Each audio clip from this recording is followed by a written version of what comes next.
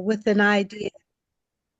Ooh, All right, okay. go ahead. I just had to. Uh, Dibbling and dabbling relative to the process of writing a book or books. I'm going to say multiple books because I know I have multiple books inside of me relative to my legacy.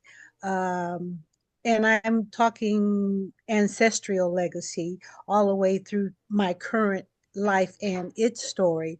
Particularly, I wanted to write about my mother, who, Mm. from the time I was a child, uh, instilled stories upon us about who our ancestors were, what happened to them, what they did.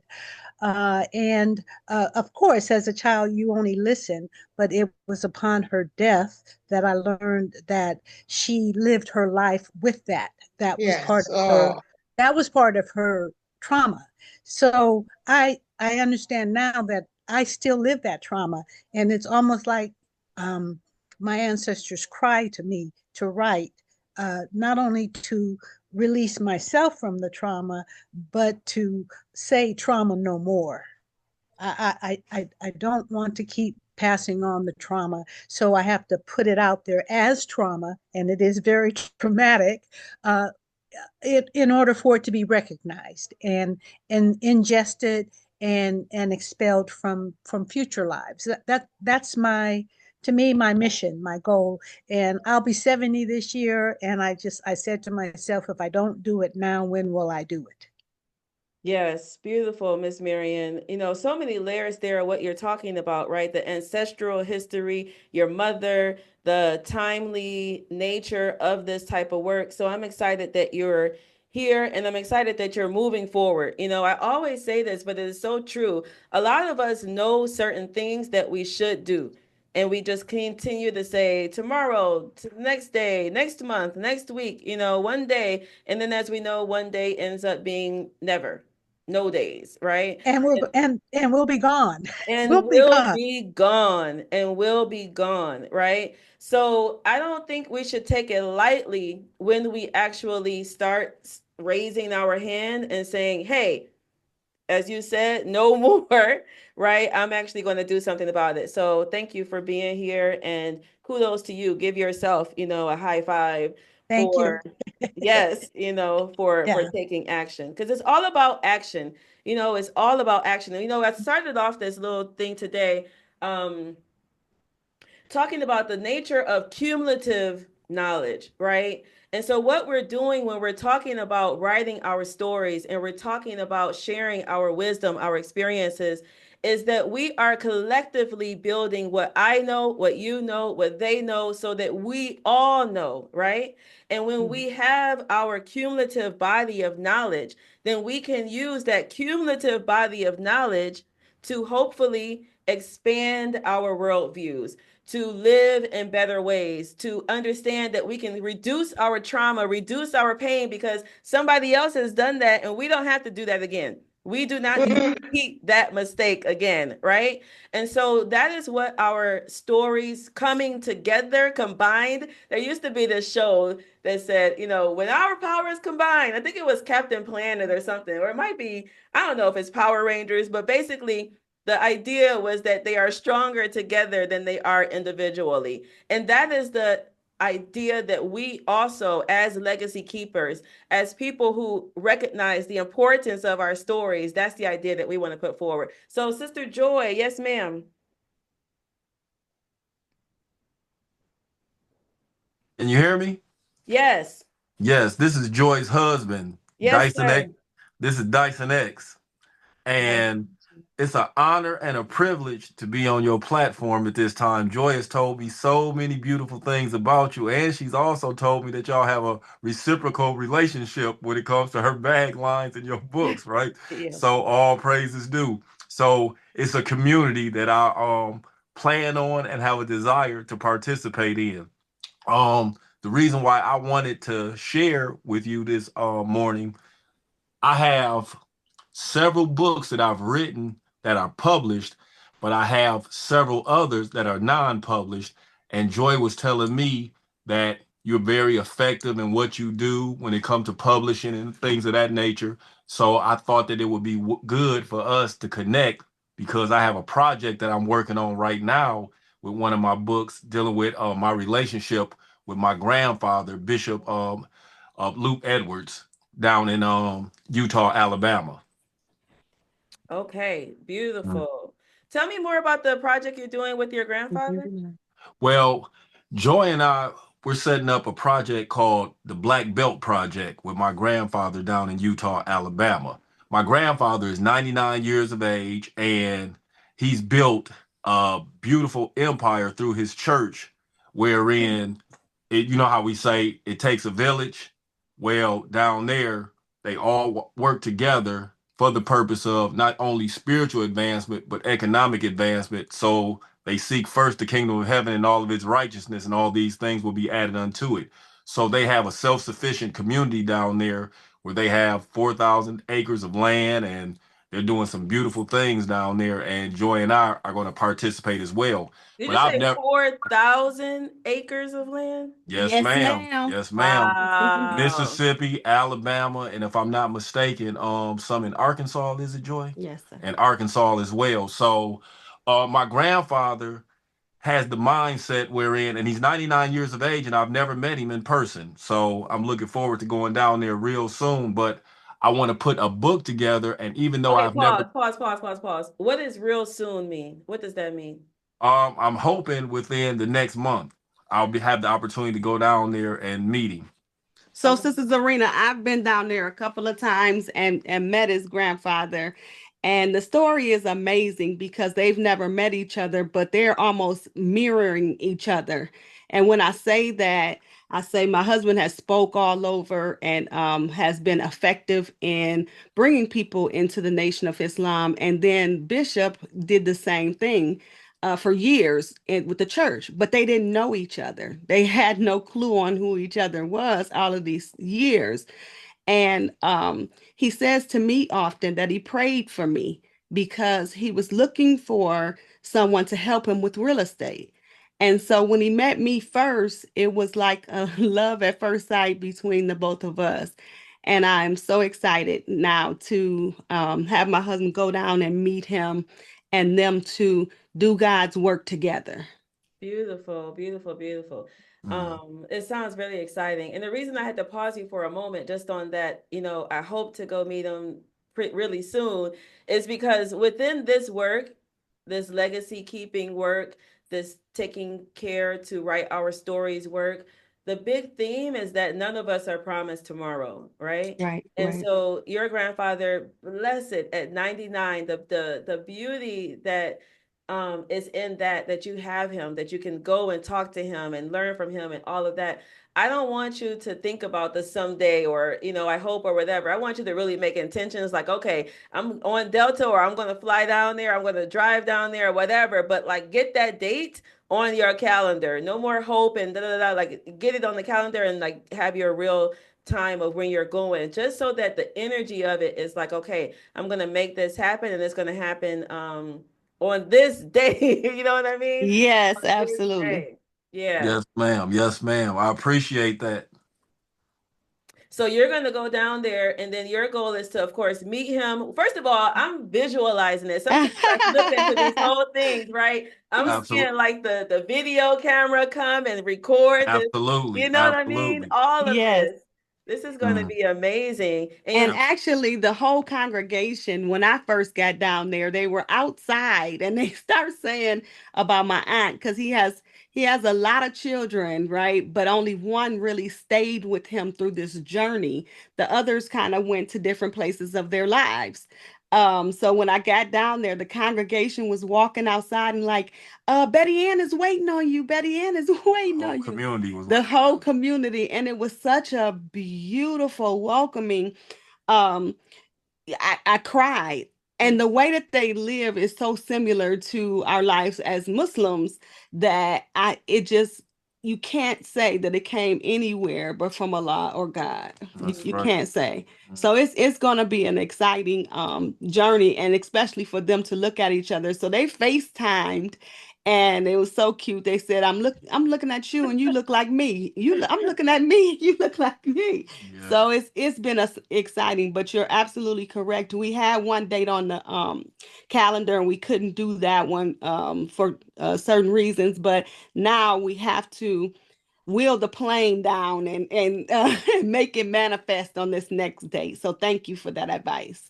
Absolutely. And another thing too is in my writings, I believe that everything we do should have intention, like you spoke, sister. So what you said resonated with my heart and with my spirit. And in my writings, I want to inspire and motivate our people. And the reason why I'm looking forward to really coming together with my grandfather, for one, he's my grandfather and I love him. For two, he has a story that should and must be told, Yes. so that others in future generations can be inspired and motivated by what he did. Yeah. My grandfather has the mindset wherein growing up during a time when they didn't want us to ride their buses, he said, I don't want to ride your bus. I'll buy my own bus. Mm-hmm. They didn't want us to eat at their restaurants and stay at their hotels. So he said, I don't want to eat at your restaurant. I don't want to eat at your hotels. He didn't protest for that. What he did was open his own restaurant, open his own hotel. So that mindset and that spirit, it resonates with me and it's in my DNA. So I want to thank him for blessing me with that genetic makeup, because that's my mindset as well. So with this book, I believe that at 99 years of age, he's met Thurgood Marshall and had conversations with him. Rich history. He's met Malcolm X, had conversations with him. Mm-hmm. Dr. King had conversations with him. He loved Jackie Robinson, talk about the first game he went to and had the opportunity to meet with him. Very rich history. Met with the Honorable Elijah Muhammad, has pictures with the Honorable Minister Louis Farrakhan, Wharf Dean Muhammad. However, whenever you have someone that's impacting our community on such a positive level, the enemy always comes in and tries to besmirch that history in a way to make it negative instead of positive. So he has a story that hasn't been told. And the reason it hasn't been told is because it would be so motivational and inspirational that our people would start to duplicate and replicate it. And they don't want that because it's not good for the status quo here in America. Well, I'll say is as you said from your grandfather, the do for self, not asking for permission or anything right now, right?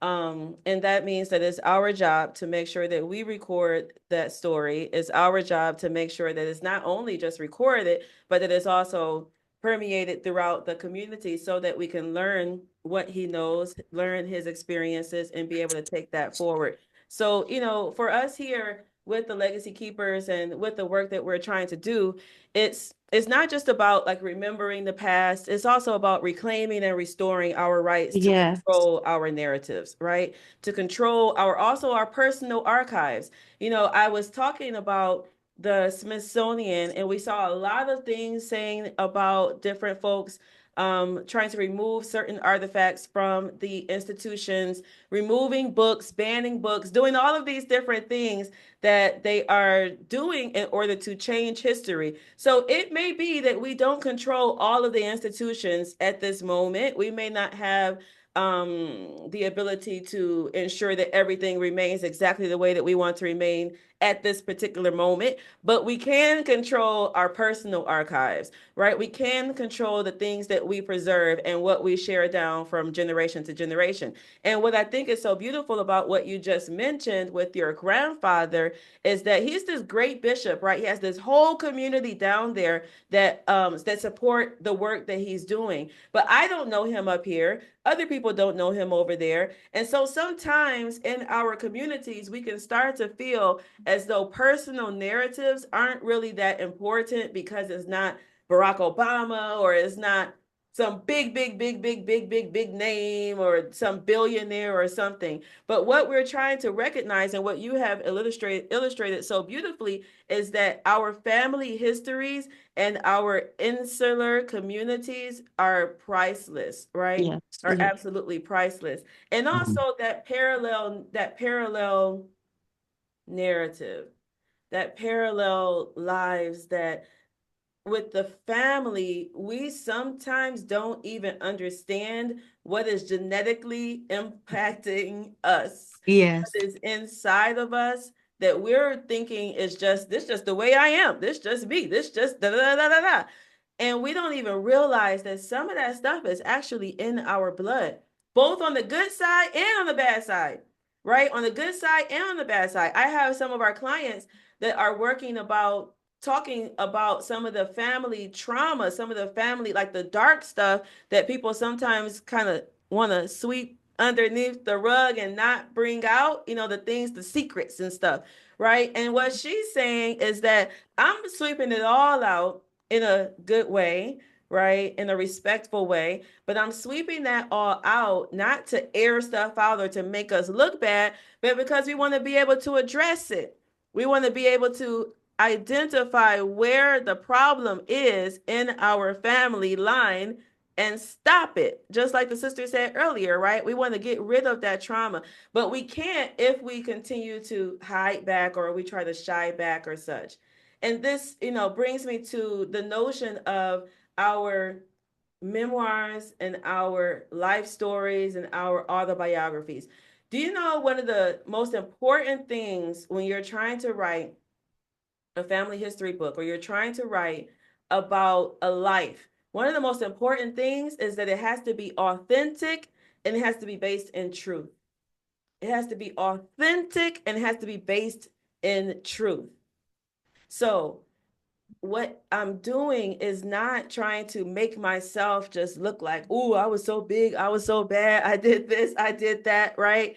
No, I'm actually sharing the ups and downs. I'm sharing those places that are my lowest points because the low points teach us. The low points show us, I don't want to be down here no more. So don't do whatever it is that I got to get into this situation that's not really feeling that good for me, right? And so authenticity and truth are two of the most important aspects of writing real life, real life stories and real life messages going forward. So, I want to continue the conversation and I want to talk about this idea of removing history from some of the museums.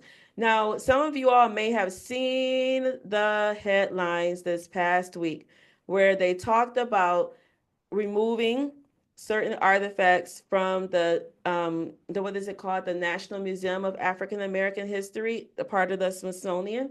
So let me share my screen real quick because I went to that museum last October. Let me see here. Share. Is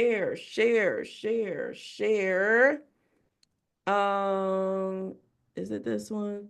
Gotta make sure I'm sharing the right screens, right? Because I can't be sharing the wrong stuff up in here. So, okay. So there were a lot of different, you guys can see the screen, I think, right? Yes? Yes. Okay, thank you. So, there were a lot of different reports and such that came out talking about the fact that, or I shouldn't say the fact, the belief that there were certain things being removed from the museum. Now, the museum has now said that that's not true. They said that there were some things that were on loan and the loan period was coming to a close and it's normal for the museum to return certain artifacts. So I'm not going to go into whether it was true or not, but what I will go into is some of the stuff that's in that museum. So when I was at the museum, naturally, I'm a book coach. Naturally, I'm someone who helps people get their ideas out of their head down onto paper. Naturally, I'm someone who's looking at our life stories and autobiographies, right? And so when I was going through the museum, I took particular note of books. I took particular note of certain narratives and the written materials that were utilized in that huge museum. If you haven't been, you definitely should go. But there were two exhibitions, right? This is one here. And you can see on the left where it's like a little, document or such, right? So this gentleman taught me about the power of real world testaments, right? and the power of ordinary people taking the time to write their lives. So I'm going to see if I can blow it up and then read. Yeah, here we go. Okay, so it says, I will not, I'm not going to try to pronounce the name because I don't want to be wrong and disrespectful, right? But it says he was born in present day Nigeria around 1705. He was kidnapped and shipped to Barbados, where he was purchased by a Calvinist minister who converted him to Christianity and taught him to read and write. Freed in 1747, he published a biography to support his struggling family and to expose racial discrimination. Perhaps because he was beholden to the men who sponsored him, he was not critical of the slave trade in that work, but his work served as propaganda for the slave trade. So what I got out of this particular one, right? Now they say that his autobiography is one of the first known by someone of the African descent, like a black man in England, right? It's one of the first accounts, right? But it made me start thinking, because here, what I hear sometimes from our folks is what I mentioned earlier about I'm not important enough. I didn't do this. I didn't do that. I didn't, right? We start to diminish our importance sometimes. Not all of us, but too many of us start to diminish our importance. And even if we don't consciously diminish our importance, we subconsciously do it by denying ourselves the right to write our stories, right? To write our story. So this was one of the exhibitions inside of the Smithsonian that talked about when ordinary people take the time to write their lives, they literally shape history. This was 1747, right? 1747. What we're doing right now, how many years is that? 1747. Don't get me, okay, we'll just say 200 will be 1900, right? So, yes, 500, goodness. right? Over like 300 something years. So imagine this is 2025. So imagine 2325, around that. Let's just say 300 something years from now, right? You and I sometimes are only thinking about today. With this work, we're not just talking about today. We're talking about tomorrow. We're talking about next month. We're talking about next year. We're talking about 10 years, 20 years, a century, 2 centuries, 3 centuries from now. So what I want for us to really recognize is that this is not a small thing. We're not just playing around like, oh, I want to do this someday, or I want to do this. Like, it sounds like it's a really good thing. What I want you all to realize is that when you take the time to invest into writing your stories, you have no clue what it is that you are putting down for future generations to know more about today. So that was the first one. Let me bring up the second one that was, there were a lot, right? If you go through any museum, you realize the importance of written materials, right? Like any museum, you look at the books and you see, wow, we know this because such and such wrote this down. This is how knowledge is transmitted. So yes, you can pull out your phone and record a little video, but don't expect that little video that you put in what MP4 or whatever type of MOV format that you downloaded it right now, that it's going to be the same 10 years, even tomorrow. Like, technology is literally changing every single day. There is a reason why written materials have survived. So it behooves us to utilize what has survived centuries and millennia. So this was another exhibition here. So Mahama Bakwakwa. All right, so he was born in Benin, sold into slavery in Brazil, and he was ultimately brought to New York, where he escaped to freedom. His story touches on the cross-section of experiences of enslaved and free Africans in America, from religious conversion, moving to Haiti, being educated in Boston, and finally settling in Canada. He later recorded his life story documenting the horrors of slavery. So let's say this is a little bit more about the book over here. Let's see if I can bring it over. Okay, so his biography, written in 1854, provides a first-person account of his homeland in Africa and describes his escape from slavery through the Black Maritime Network. Manuscripts, archives, and the Rarest Book Division is where his book is housed in the Schomburg Center for Research in Black Culture, right? So here is a man who has experienced some things that we pray or that we, would never wish on any of our worst enemies, right?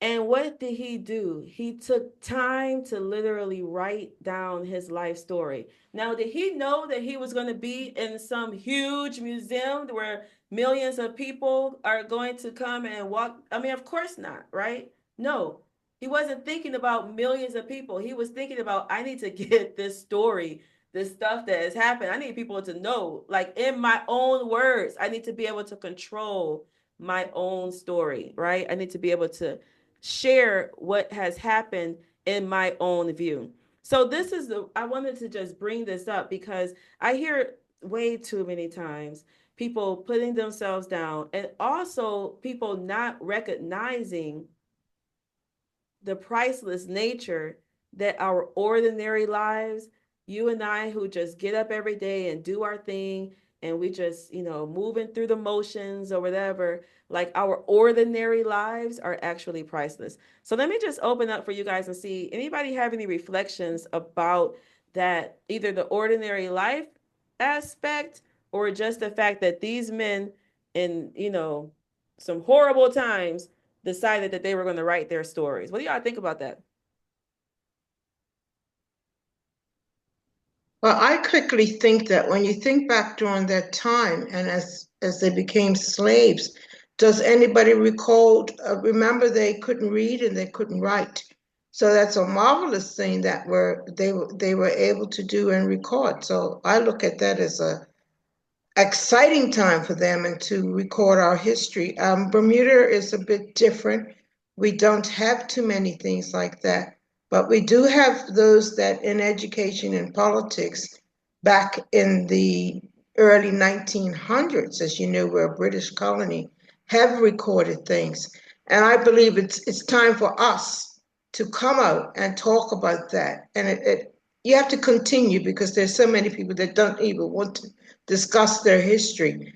And as I look at my family, and I have one uncle that is still living, and when I think of all the uncles and aunts that I had, all we did is talk about remember when. But we need to record all of those things, even if it comes to young people baking a pound cake, or or decorating a cake, or making cookies. Our ancestors left us so much, but yet it's not been recorded. And that's what I would like to see. And that's what I'm getting from those two men. They recorded it.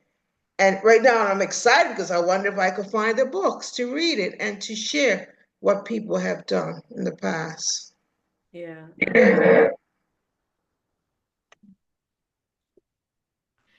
For me, I think about the fact that if these men during that time, could document their stories under oppression, under some of the most horrible times, what's stopping us right now?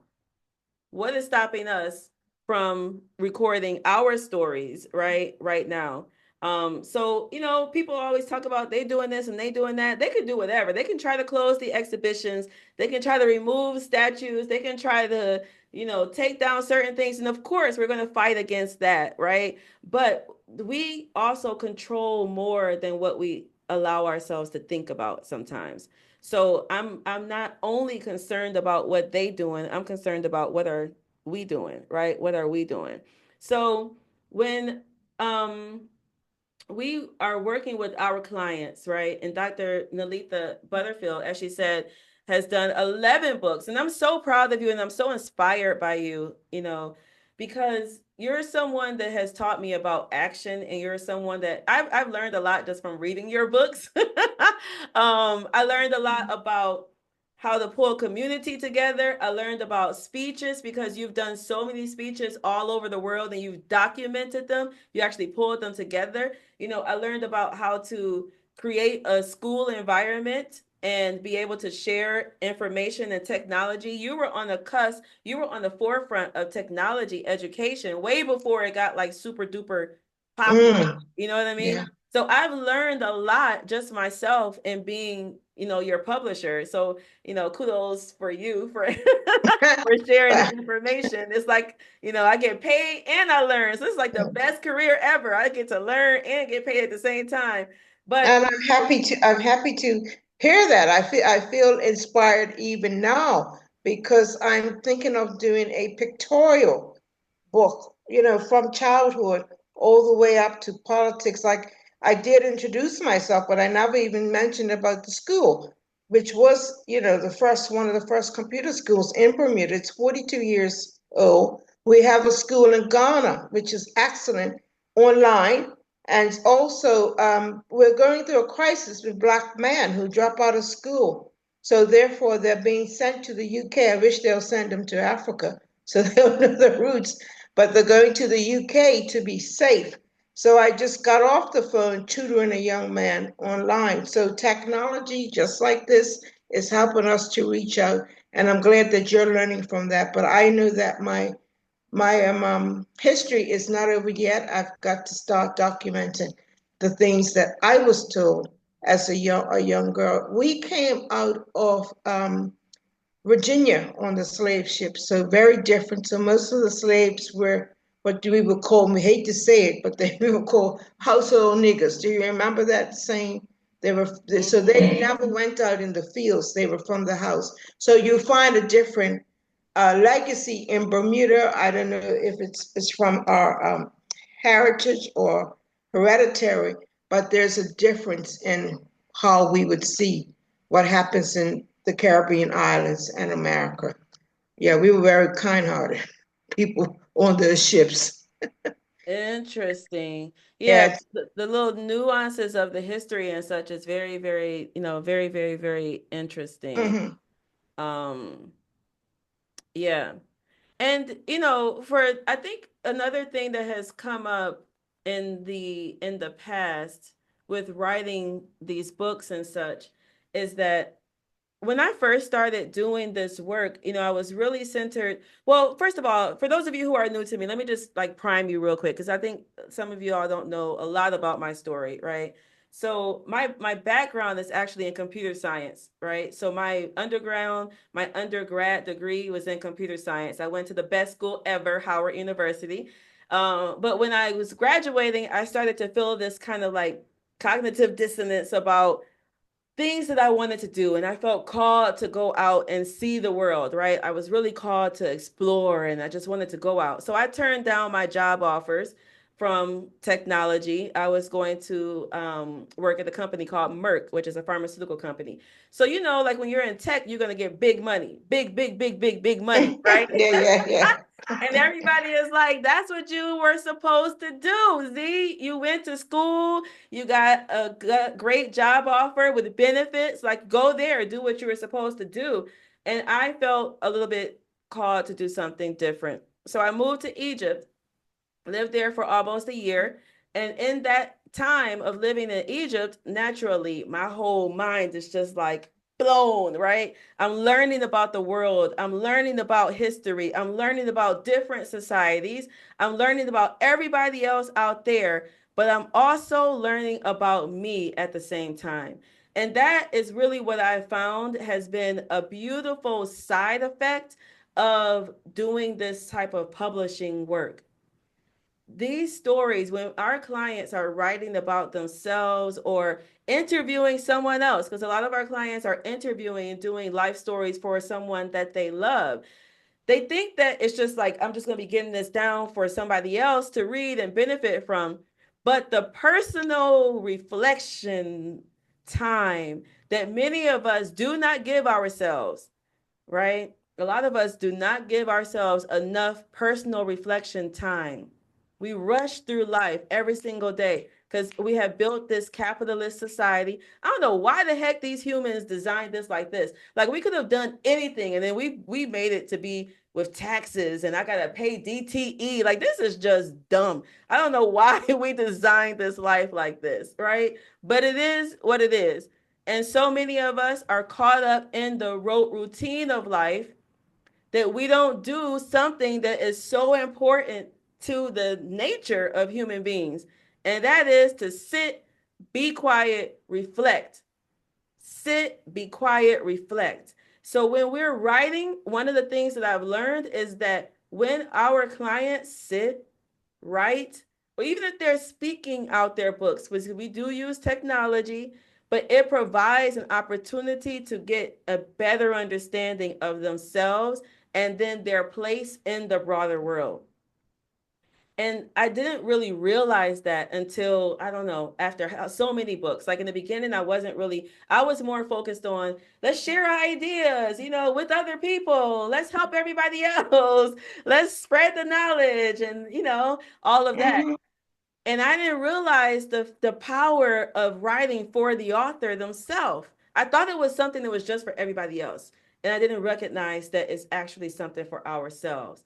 So that has been a beautiful thing that we've given people, our clients, is the ability to learn about themselves and their place in the broader world, right? In the broader world.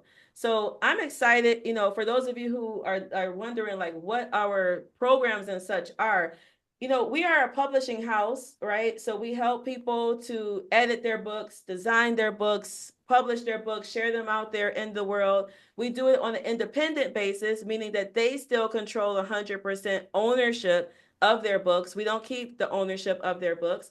We essentially become their professional publishing arm.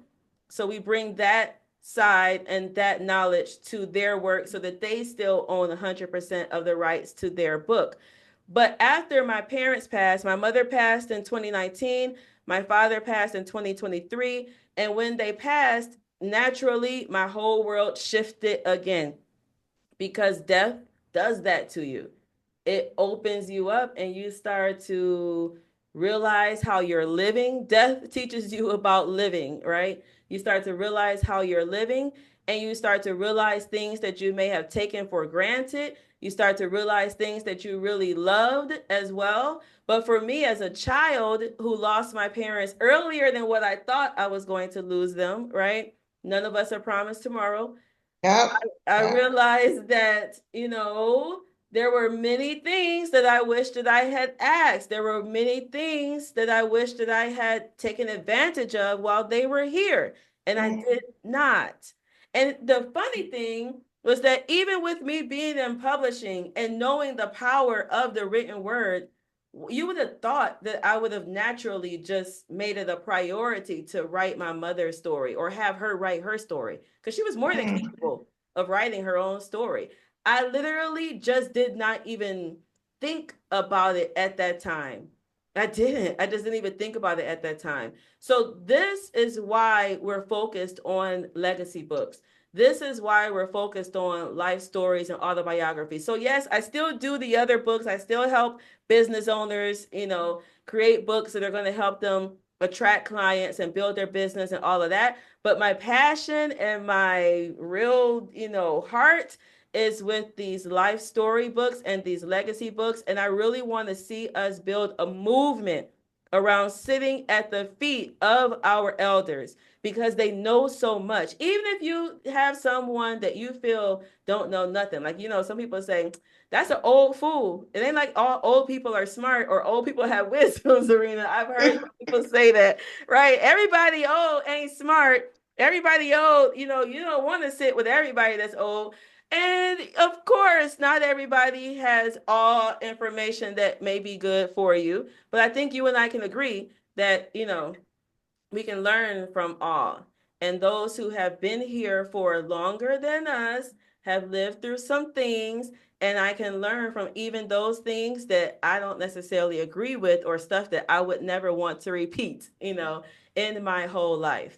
And so that is the mission of what it is that we're doing here with the Legacy Keepers.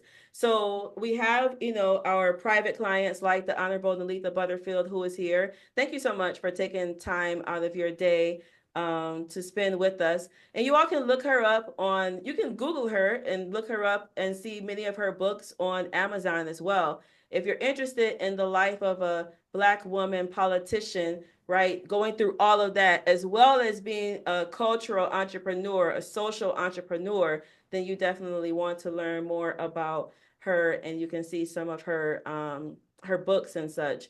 And they're really a mixture between like historical documents where she's literally published her speeches and things that she's done, as well as mixed in reflections on life in general, right? So they're a compilation of them all.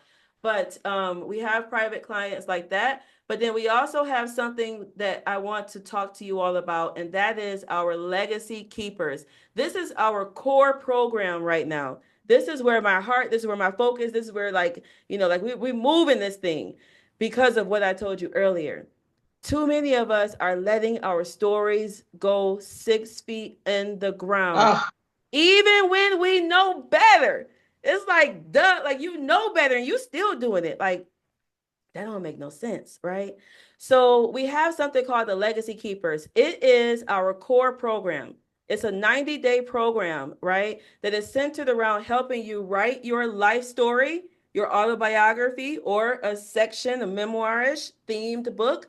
And it helps you take it from idea to actually beautifully written, edited, and ready to publish if you want to do that, right? Or if you just want to keep it for your family, you can just keep it for your family as well. So that program, we're going to be doing a webinar about that program next Wednesday. Next Wednesday. Wednesday is the 7th. So the 7th of May, next Wednesday, we're going to be doing a free intro session where I'm going to be going deeper into the mechanics of actually writing the life story. Because I know people say we want to do it, but then it's like, okay, well, how am I actually going to organize this? How do I take a lifetime of memories and actually put it into a format that somebody else can benefit and read and want to get information from, right? How do you do all of that? So we're going to be talking about that next Wednesday. It's free. You can sign up for that. Go to thelegacykeepers.com. Thelegacykeepers.com. You can sign up for that and share that link, thelegacykeepers.com, with someone else that you know should write their story, or they should record the story of a loved one in their life. All right? Share it with someone else, because too many of us are waiting and none of us are promised tomorrow. So let's open up for Q&A and see if we have any questions or comments or concerns, about this type of work that we're doing and this movement that we want to see. What I also want to, I'm going to prime this question out, because to be honest with you all, I hate when I have people who come to me and they say, I've been following you for a really long, long, long time. And I wanted to do it, but then I didn't. And then like one lady told me the other day, she said her, was it her grandmother or her grandfather? One of her grandparents passed, and she had it in her mind that she wanted to do this, but then she didn't. And now he passed. Right. And that right there makes me angry, not just sad. It literally kind of makes me angry. Like, you know what I mean? So I have to do a better job of sharing what it is that we're doing. I have to do a better job of that. But if y'all can also give some insight on why do you think people don't do this type of work, even though they know they should? What do y'all think about that? Why do people not do it even when they know? I know, Miss Alita, you did 11, so you like, that ain't my problem, baby girl. I know what I'm doing and I know why, you have done it. You've done 11. But for those who, or maybe some other people too, those who should, but they don't. Why do y'all think we are in this situation? Well, I think that some people just don't know where to start. And had I not retired from politics and sitting there thinking, well, what do I do next? I probably wouldn't have started either. But I have shared with you some of the things that I'm doing. So soon you're going to be getting information from some prisoners who are doing poetry and writing about themselves being incarcerated and so forth. And we've completed one, so we just need to send you that one to be published. So I'm excited about that. But I don't think I would have done anything, but I did have someone who is an author, and he kept saying, you've got to write down your information. And no one's going to know about you or what you did unless you share it with them. And I think it's one of the problems we're having with our young people who are, well, Bermuda's only 65,000 people, and we're having a lot of murders where there's young black men killing each other. And as soon as they get to the funeral, someone would say to them, but you know, that was your cousin. And they'll say, what? But that's what we, yeah, that's devastating. So if we share, I think back in the day, we used to have the little family gatherings and picnics and all those kinds of things. We don't do that anymore. The young people want to be on their phones. They want to contact like that. I even notice it with my grandchildren, and I'm sitting there and I'm saying, well, why doesn't he say something? It's because they feel more freer, connected to social media. And that's what we need to get away from. And when we compare, well, what are the white people doing? You know, they're sitting at the table planning their lives and planning how to make more money while we're there doing something different. And that's the things that we need to think about. We need to change. And right now, there's another young lady who is working, and she will be sending you her information as well. She has these God moments, and she's been writing all these God moments since 2009. And I said to her, and I didn't mean anything by it, but I said to her, well, what are you writing all that for? Just to gather moth.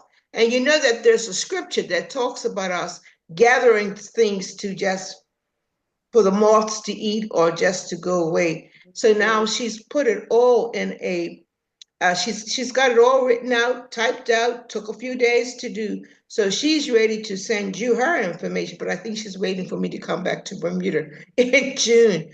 So we have to encourage, and we have to set up programs or have a little tea party and say, well, this is what I'm doing. I'd like you to know about my information. I'm getting a lot of calls now, and I'm glad that I'm able to share and pass it on. But it's important. Some people have the information and they don't know where to start at all. So one of the biggest things is to show them how to start. Let's share and show them how to start, because each one of us have a legacy in us that's different, and we need to share it. Yeah, thank you so much.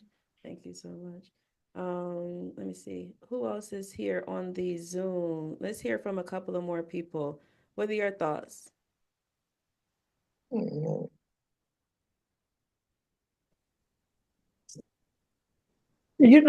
Zarina, this is Nori Abdussalam. Wait, first of all, this is another legacy keeper who is writing the anthology. I have to shout you out. This is Zenoria. So she is our client. She's writing the anthology around history in the Richmond area. Okay, so now, Sister Zenoria, yes, Okay. your thoughts. I got a phone call. My granddaughter, she went to see this movie, Sinners, but she's also in the film industry. She works for Tyler Perry Studios on, what's it, Young Dylan? She works on Young Dylan, Miami Housewives. But she knows I'm writing this book. And she said to me, Grandma, I was just thinking, I need to do some documentaries on our history. Mm. And I said, really? She showed me the stack of scripts that she's written. And she said, look, I'm getting ready to put these to the side. And Grandma, you need to tell me some books to read. And you need to tell me about uh, the history. And do I need to go to school and get me a degree in history to do all of this? She was just really excited because of seeing this movie, Sinners. Our family always talks about our history. So she knows that history is very important in our family. Um, Her Nana 2 years ago passed at 101. My mother, a year ago, almost 2 years ago, passed at 97. Our family has a lot of longevity. We had a grandfather who was the person that we know was enslaved in our family, and he lived to be 105. And so we had his children, when I was growing up, his children were alive. So we heard the history. And nobody had written it down. Yeah. And so whenever I would think of things that my mom or my grandmom or my aunties had said to me, I send it either to Zakia or Coffee, or I send it so everybody can have this history. And even if I don't get the chance to write it, they will have it in writing so that they can do the books or do the documentaries or whatever it is they want to do. I think that one of the things that we don't do as families is really talk about people who are not there. We just talk to each other, maybe. You know, we talk to the people who are in the city right now with us. There used to be a time in our lives as enslaved people, and even during Jim Crow and the other things, we actually lived in the same neighborhoods. Our whole families lived in the same neighborhoods. That's not happening now. We used to go to all black schools. That's not happening now. When I went to school, I was really surprised. I got to Howard University on my first day, and we walking into the Frederick Douglass building. And the girl behind me said, "Well, who is that?" And I turned around and looked at her like she was a fool. I was like, "You don't know Frederick Douglass?" And she was like, "I never heard of that man." I said, "Where are you from?" She said, "New York." Mm. And I said, "Oh, okay. You didn't go to the kind of schools I went to. I went to all black schools. Everybody's talking about your history. We celebrated every holiday that was necessary in our own history. We did those things, and uh, you know, we had a school that there were two schools in Richmond, Virginia, and you may not have heard, but we only had two black schools, high schools in Richmond. What that did is it made us have to know everybody on every side of town. So because we could only play each other or go out of town and play. So we traveled to DC, to Maryland. We traveled to play in our high school league. Mm-hmm. So they learned about, you're talking about being in sports and learning about other people, Benjamin Banneker, because they came to DC, learning about the Cardozas because they were in DC, learning about something called St. Emma's Academy that was set up for African American males for a military high school. That you learned about those things. And I'm just saying that because all of these things are disappearing for us, including our HBCUs, we need to think of ways to bring us together. And family reunions can do it, Mm-hmm. but family reunions are becoming so expensive that your family can't get to it Mm. because you're staying in hotels. You got to buy clothes. You got to get food. It's a lot of expense to a family reunion. And so what we have been doing lately is having family reunions via Zoom. We actually meet as a family from all over the country. Um, I recently found out that I have a granddaughter that I didn't know anything about, Mm. and she's 23. My goodness. Mm, Mm. She's 23. mm. Her dad didn't know. Oh, okay. Her dad didn't know, but this child called this man and said, "Look, my sisters keep saying that I look like your sons." Do you think I could be yours? He said, I don't know. He said, I tell you what, we take the test, and they did. And they found out, wow. 98.8. So yeah, that's it. Wow. Daughter. She's born on my birthday. Ooh. Okay, it's just amazing. Yeah. Hmm. So what I'm saying is, we got together to meet her because everybody was all over the country. Mm-hmm. Mm-hmm. So we did our Zoom thing so that she could. I mean, she was so overwhelmed, she just cried the whole time, I love knowing that that she for had this her. kind of family, you know. And And I'll then, also say, Sister Zenoria, like with this is one of the things that another side effect, if you will, that we've learned. And, I've heard some folks sometimes will say, my kids are not interested in my story. Like I heard that a few times. Like they say, my kids are not interested in my story. But 2 weeks ago, I had a young man. I don't know how old he is actually. It could be youngest relative. I had a man email me asking me if I had information about his great grandfather.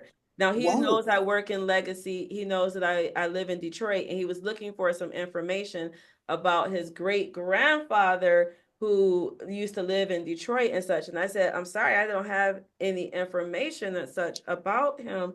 Um, but it made me realize, like, you don't know who's going to come searching for the information later on down the line. You're absolutely, thinking, oh, nobody cares, blah, blah, blah.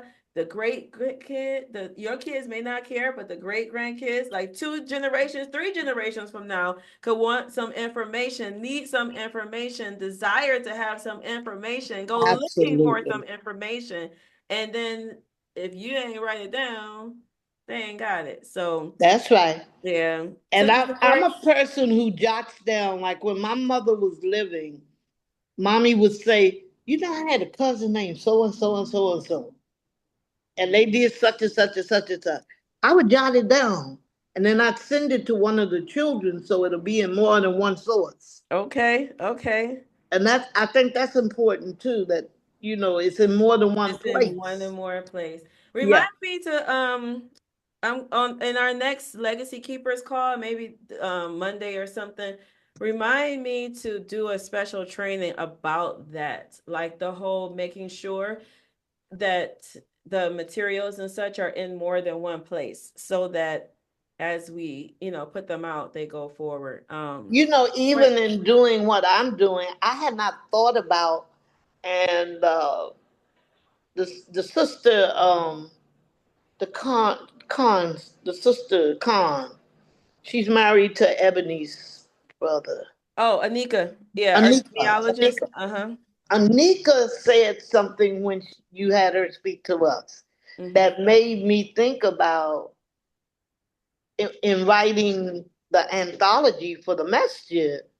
Maybe I should go on Family Search and look for some of those people. You could. You I definitely. did. Oh, okay. Wait, wait, And wait, I wait, wait. found out some things. I was Hold like, on. You whoa. gotta you gotta bring that back to us on Monday. I can't be giving away everything here Like, today. whoa, So okay. bring that back on Monday, and It sure was. we're gonna talk Yes. about that. We're gonna talk about that, and then like what's going on with your anthology and how it's going forward. Because I'm and let me see 106. So I told you guys I was gonna keep you about an hour. That's what I said. But I want to see if there are any. Thank you, Sister Zenoria, for You're all so the welcome. insights, all of the advice, the reminders to make sure that we're keeping our families together, whether it's even through Zoom, right? Even Yes, get yes. together. All right, so let's see. Are there any other final questions or comments that you all have before we close out for today? And again, if you have not registered, I want you all to register for next Wednesday. It's going to be thelegacykeepers.com. And if you know you are interested in our broader program, that's the best way to make sure it's a good fit to learn about it. But you can also email or inbox me as well. You will all have my email. You can reply to the one that you got here for the Zoom, and we will answer any additional questions you all I have. have one more question. Yes, ma'am. Um, when we're doing this, because I listened to one of the scripts from one of the persons who's making a contribution, and she wanted to know if she needs to get personal permission to name somebody in what she's doing. That person is alive? Yes. There's differences of opinion about that. Typically, you don't have to have you don't have to have permission to name someone when you're talking about something in your own, story and such. If you Okay. are saying something that was disparaging or something that someone may not necessarily like, you want to take precautions with that just so that legally nothing comes back on you. Okay. But just to mention a name, no. But out of respect as well, she can always reach out to them. If it's nothing disparaging, they may be Yes. Yes. happy to say, sure, go ahead. But yeah, typically that's not an issue at all. Okay. Thank you. You're welcome. All right. Let's see. Malcolm, Joy, Marion. Yes, ma'am. Miss Malcolm. Hi, this is Malcolm. Malcolm. And I've learned so much today. I apologize for the noise. I'm actually a new widow and I'm sitting at my husband's grave. Oh, Uh, God have mercy on you. May God um, have mercy on you and him. I've sat on one book over 30 years about from a dream locating my father in Nigeria. And I documented, my first meeting of him. He was in the Biafran War and had to leave America to fight. And it all brought me to meeting my husband. We were married 21 years, and he was diagnosed with FTD, frontotemporal dementia, in 2016.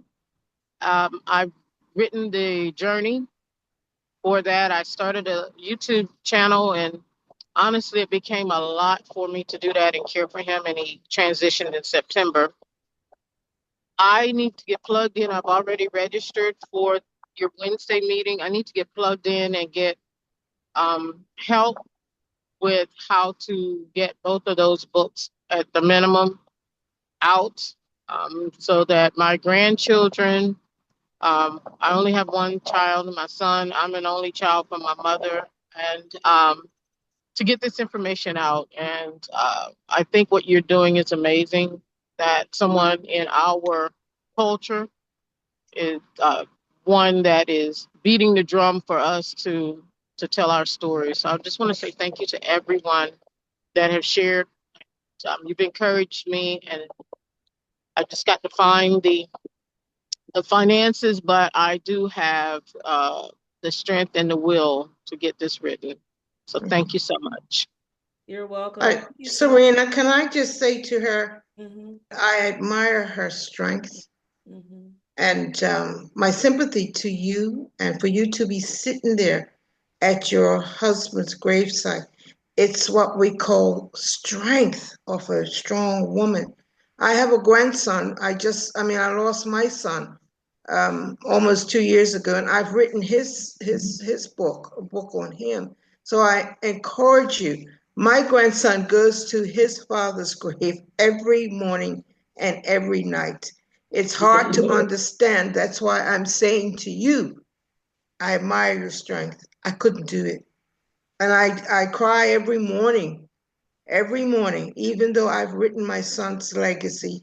It still hurts to get up to know that he's gone. So be encouraged. And I look forward all the way in Bermuda to one day read your legacy. God bless you. Thank you. Thank you so much, Sister Melita. Yeah, we pray for you. We pray for your husband's soul as well, and for you to gain the clarity and the peace that is necessary when we're in these transitional periods of life. Like one of the things that's so interesting too about our culture when it comes to death.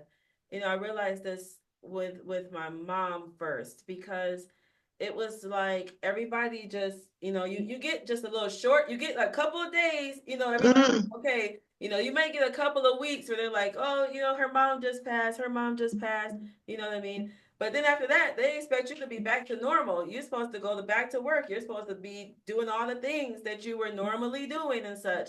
But when I went to Senegal, I went to an area called Kedugu. It's very close to the border of Guinea.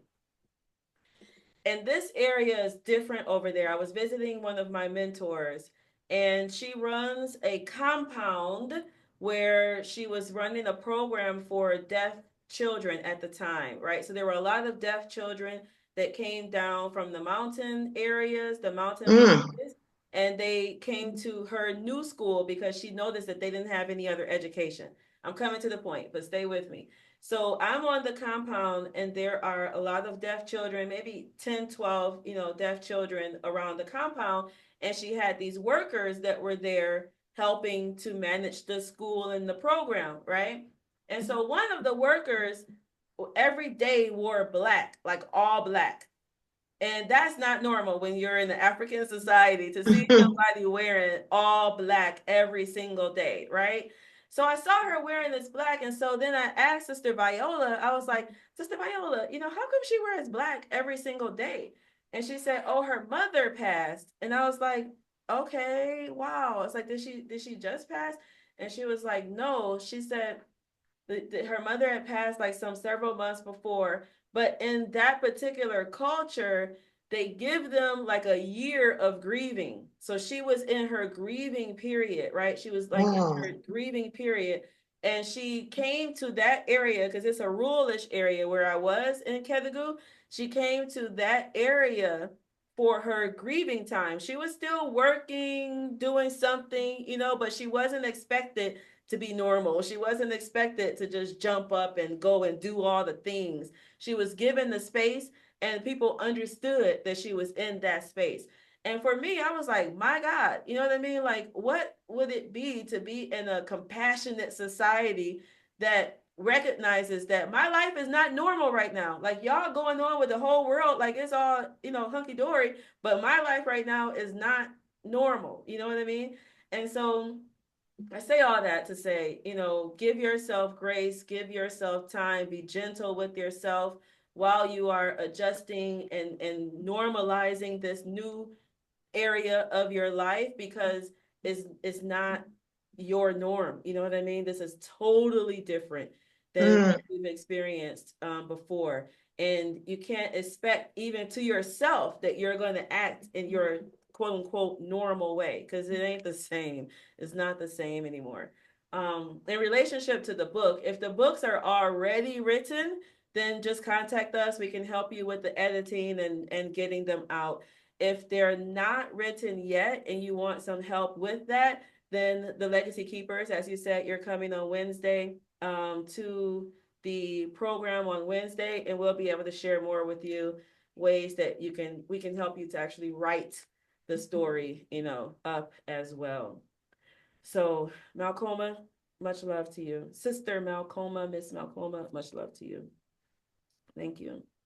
All right. Okay, you all. Any last comments? Sister Teresa, Sister Linda, or Sister Amina, who just was joining us. Welcome, Sister Amina. Any last comments from you all or questions? Sister Amina, you just want to introduce yourself real quick, and we'll close out. Assalamualaikum. I just got a chance to join you. I live in Las Vegas, Nevada now, and I forgot about 3 hours time difference. Okay. And I had something to do this morning, and I said, "Oh, I'm real late." So that's okay. Yeah, welcome. I was explaining to people as well that we're going to have a formal training next Wednesday. You can go to thelegacykeepers.com. Even if you signed up before and missed it, or if you missed a part of that training, go to thelegacykeepers.com and you can meet us on next Wednesday. Next Wednesdays will be live. I'll have some special things we're doing live. And I'm also going to be talking more about our formal Legacy Keepers program. So you'll be able to learn exactly what that looks like. learn how we can help you write your book or write your life story, I should say, or the story of someone else. And that will be a full overview there as well. So that is going to be Wednesday, and you can sign up at thelegacykeepers.com. Do you know what time you're planning on having this? Yeah, it actually starts at this same exact time that we started today. So an hour ago, which will be 12 noon Eastern time. Okay. Yeah. Yeah, because it's are you in Detroit? I am. Okay, so it is 3 hours difference in time. It's just after 10 o'clock here. Yeah, you're in California? No, I'm in Vegas. Vegas, you did say that. Yes. Yep. So yeah, I try to convert. Maybe for the next, thank you for saying that. For the next emails, I'll also make sure that I convert the time and put it in the other time zone so that you'll see it easily. We'll do that for the future ones. But happy that you were able to jump on, and we'll see you as well next Wednesday, hopefully. So you all, I thank you all for being here. I thank you all for being a part of our community. I thank you for sharing your thoughts and your ideas with us as we're going forward. As I said, we're working to build this movement around preserving our stories and building our own libraries and taking ownership of what it is that we know, things that we've experienced, the lessons that we've learned.